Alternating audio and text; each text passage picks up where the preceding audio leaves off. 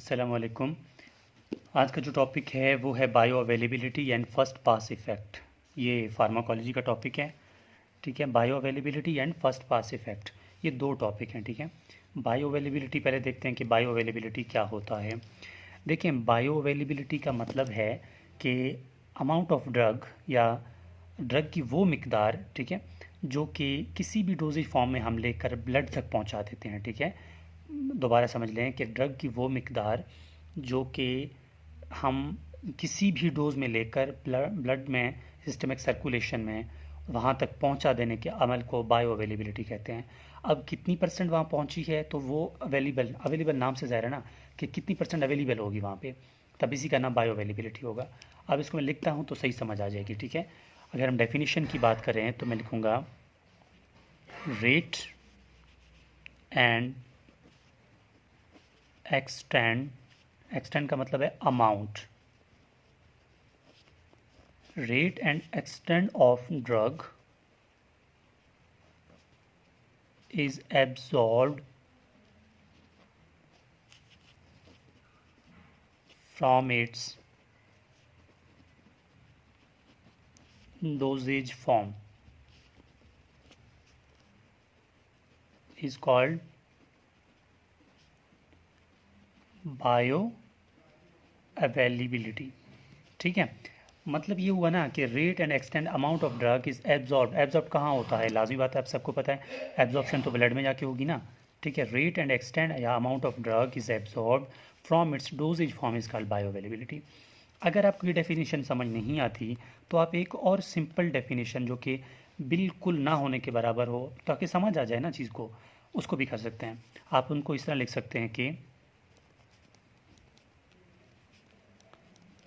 the amount of drug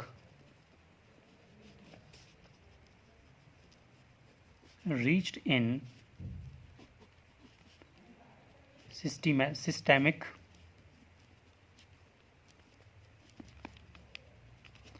circulation. मतलब ये हुआ कि ड्रग की वो मिकदार जो कि को रीच करता है, कहाँ पहुँचता है, सिस्टमिक सर्कुलेशन में, इसका नाम बायो अवेलेबिलिटी है। अब ये तो एक डेफिनेशन हो गई कि कैसे ड्रग की मिकदार पहुंचती है, कैसे ये बायो अवेलेबिलिटी होता है ना। आप इनको थोड़ा समझते हैं। अगर मिसाल के तौर पर ये जो है ब्लड वेसल है, ठीक है, ब्लड वेसल्स है, और हम कोई भी ड्रग दे देते हैं। ठीक है, मैं मिसाल के पेशेंट को हमने एक इंजेक्शन लगा दिया।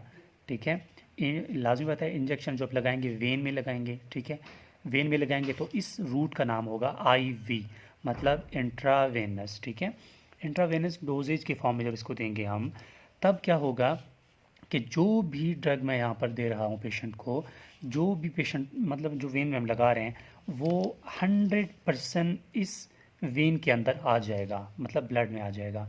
कोई भी और इसकी खारिज नहीं होगी, मतलब डायरेक्टली हम दे रहे हैं ना ब्लड में। तो आप ये कह सकते हैं कि जो आईवी की आईवी रूट जो है आईवी, इसकी बायो अवेलेबिलिटी जो है वो 100% है। क्योंकि 100% इसलिए है क्योंकि इसकी कोई भी चीज़ इस तरह की नहीं है जिससे हम कहें कि जो बायो अवेलेबिलिटी है कम हो रही है किसी भी प्रॉब्लम की, जैसे ऐसा कुछ नहीं है। अब कौन सी जगह है कि जहाँ पर कम हो रही है, तो वो देखें तो आपको ये सही समझ आ जाएगी। अगर हम किसी ओरल रूट से, ठीक है, ओरल रूट मतलब खिला देते हैं उसको एक टैबलेट, किसी पेशेंट को टैबलेट खिला देते हैं, वो टैबलेट कहाँ गया, स्टमक में। ठीक है, स्टमक में ये टैबलेट जैसे जाएगा, लाजमी बात है पहले होगा एब्जॉर्ब। ठीक है, एब्जॉर्ब होगा, एब्जॉर्ब के बाद ठीक है डिस्ट्रीब्यूट होगा। ठीक है, मतलब एब्जॉर्ब हो गया, एब्जॉर्ब के बाद डिस्ट्रीब्यूट हो गया, डिस्ट्रीब्यूट के बाद ये क्या होगा, मेटाबॉलिज्म होगी इसकी। ठीक है, मेटाबॉलिज्म होगी।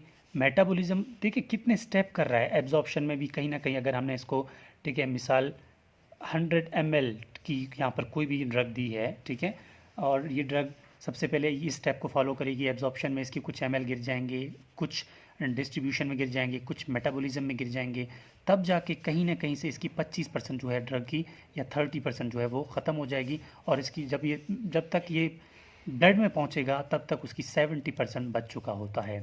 तब इसका नाम क्या होगा कि इसकी 70% जो है ऑरल रूट में ड्रग की जो बायो अवेलेबिलिटी है वो 70% है। क्यों है, क्योंकि ऑरल रूट की दिया, आप स्टमक में गया, देखिए रूट बड़ा है ना, आप ये देखें ना, रूट बड़ा है, इसीलिए अब मिसाल एक छोटा बच्चा है, ताकि सही समझ आ जाए आपको, एक छोटा बच्चा है, ठीक है, वो ऐसा है कि वो कुछ चीज़ें आपने उसको दी हैं, कुछ चीज़ें दी हैं, उसको दो जगह बताए हैं कि आप पॉइंट बी तक भी पहुँचें, पॉइंट ए तक भी पहुँचें, जबकि बच्चा पॉइंट ज़ीरो में प्रेजेंट खड़ा है, ठीक है। अब ये बच्चा कुछ वज़नी चीज़ें उठाकर सबसे पहले, ठीक है, यहाँ पहुँचेगा या यहाँ पहुँचेगा, इसके हाथ से कुछ चीज़ें यहाँ तक जल्दी पहुँचेगा, कुछ चीज़ें इसके हाथ में होंगी, ठीक है, वो गिर नहीं जाएंगी, डायरेक्टली इनको पहुँच देगा। जब तक ये यहाँ पहुँचेगा ना, मुख्तलिफ चीज़ें इससे गिर चुकी होती हैं रास्ते से ना, रास्ते में मुख्तलिफ चीज़ें इसके हाथ से गिर गई होती हैं, क्योंकि ये नज़दीक जगह है, डायरेक्टली पहुँच जाता है तो कोई टेंशन की बात नहीं है। ये थोड़ा दूर है, इसकी वजह से जो है कुछ चीज़ें गिर जाएंगी। सेम यही कंडीशन है कि यहाँ पर ड्रग जो है डायरेक्टली पहुँच रहा है ब्लड में, तो बायो अवेलेबिलिटी 100% है। अगर ऑरल रूट से आप देंगे तो 100% से डिक्रीज़ हो जाएगा, वो कुछ भी हो सकता है, ठीक है। मैंने एक एग्जांपल 100 ml की दी है, आप कुछ भी ले सकते हैं कि जो ऑरल रूट है इससे बायो अवेलेबिलिटी डिक्रीज़ हो जाती है, ठीक है, कम हो जाती है। तो ये बायो अवेलेबिलिटी की डेफिनेशन थी कि रेट एंड एक्सटेंट या amount of drug is absorbed, कितना एब्जॉर्ब होता है इसके डोजेज फॉर्म से, उसी का नाम बायो अवेलेबिलिटी है। ठीक हो गया। अब अगला पॉइंट क्या था, फर्स्ट पास इफेक्ट। अब सही समझ आएगी मज़ीद, ठीक है। अब बायो अवेलेबिलिटी भी फर्स्ट पास इफेक्ट में सही तरह समझ आ जाएगी आपको। फर्स्ट पास इफेक्ट का मतलब है कि आपने किसी पेशेंट को एक टैबलेट दी है, खिलाई है, ठीक है,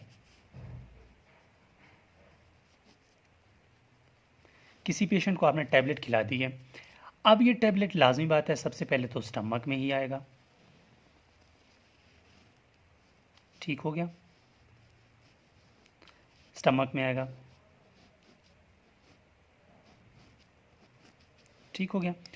अब ये जो है टैबलेट आपने दी है, ये टैबलेट स्टमक में पहुंच गई है, स्टमक में जैसे ही पहुंचेगा तो लाजमी बात है इसमें कुछ एंजाइम एक्ट करेंगे और ये इसमें एब्जॉर्ब डिसइंटीग्रेशन होगी, मतलब छोटे छोटे टुकड़ों में तब्दील होगी, फिर इसकी जो है एब्जॉर्प्शन, मतलब सबसे पहले तो यहाँ पर टूट जाएगी ना, टूटने के बाद एब्जॉर्प्शन तो स्मॉल इंटेस्टाइन में होगी, छोटे छोटे पॉइंट में टूट गई, छोटे छोटे पॉइंट में टूटने के बाद लाजमी बात है ये स्मॉल इंटेस्टाइन में आएगा, स्मॉल इंटेस्टाइन में आएगा तो लाजमी बात है कुछ ब्लड वेसल्स यहाँ पर हैं, ठीक है, कुछ ब्लड वेसल्स जिसने यहाँ पर स्टमक के आसपास हैं, ठीक है, यहाँ से पोर्टल वेन बनेगी, पोर्टल वेन के ज़रिए से वो जितनी भी एब्जॉर्प्शन हुई थी वो ड्रग, ठीक है, एब्जॉर्ब होने के बाद लिवर में जाएगी, ठीक है, लिवर में जाएगी, ये लिवर है, लिवर में जैसे ये ड्रग पहुंच जाएगी तो लिवर, आपको पता है कि यहाँ पर मेटाबॉलिज्म, मतलब ड्रग की मेटाबॉलिज्म लिवर में होती है, और लिवर में जैसे पहुंचेगी तो ये डिटॉक्सिफिकेशन करेगा, जो लिवर है वो डिटॉक्सिफिकेशन करेगा, मतलब जहरीली चीज़ों को कुछ तोड़ फोड़ करेगा,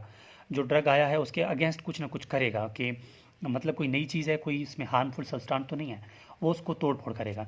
तोड़ फोड़ करने के बाद जो चीज़ यहाँ पर टूट जाएगी, लाजमी बात है ड्रग के डोज जो जितने हमने दिया था, मिसाल हमने 100% दिया था, ठीक है, 100 ml दिया था, तो लाजमी बात है कुछ यहाँ पर आकर डिस्ट्रिक्ट प्रॉब्लम आ जाएगी, फिर जो ड्रग है एब्जॉर्ब होकर स्मॉल इंटेस्टाइन पोर्टल वेन से लिवर तक पहुँचेगी।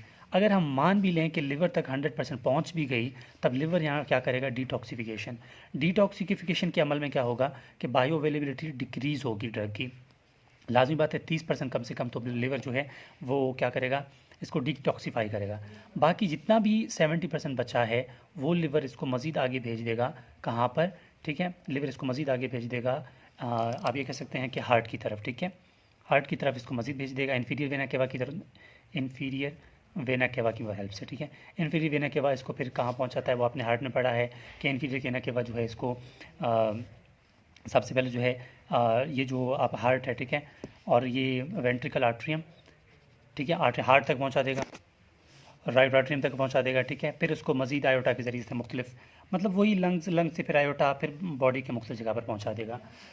तो कुल मिला के बात ये हुई, फर्स्ट इफेक्ट यही है, फर्स्ट पास इफेक्ट यही है कि ड्रग आई, स्टमक में गई, एब्जॉर्प्शन हुई, पोर्टल वेन के साथ लिवर में गई, कुछ डिटॉक्सिफिकेशन हुई, ठीक है। अगर इसको मैं लिख लूँ तो मैं कहूँगा टैबलेट दी पेशेंट को, स्टमक में गई, स्टमक के बाद पोर्टल वेन में गई, पोर्टल वेन ने इसको लिवर की तरफ ले गया, लिवर ने इसको डिटॉक्सिफिकेशन किया, डिटॉक्सिफिकेशन किया। डिटॉक्सिफिकेशन के बाद इसकी बायो अवेलेबिलिटी कम होगी, क्योंकि कुछ इसमें लाजमी बात है ना, कुछ ये डिटॉक्सिफिकेशन करेगा तो कुछ चीज़ें कम होगी। जो जितनी भी बचेगी रिमेनिंग जितनी भी बचेंगी ना, वो क्या होगा, हार्ट की तरफ जाएगा। ठीक है, और हार्ट की तरफ जाएगा, फिर वो आगे से सर्कुलेशन में जाएगा। ठीक है, सर्कुलेशन से भी मुख्तलिफ जहाँ पर इसको जाना होगा वहाँ जाकर अपना एक्शन जो है शो करेगा। तो ये इस रास्ते के मतलब इसी टैबलेट के इसी रास्ते को फॉलो करके लिवर तक पहुँचना, डिटॉक्सीफाई करके निकलना, इसी कंडीशन का नाम है फर्स्ट पास इफ़ेक्ट। ठीक है, ये रास्ता जो आया है, ड्रग कौन कौन से रास्तों से निकलता है, कहाँ तक पहुँचता है, इसी का नाम क्या है, इसी का नाम है फर्स्ट पास इफ़ेक्ट।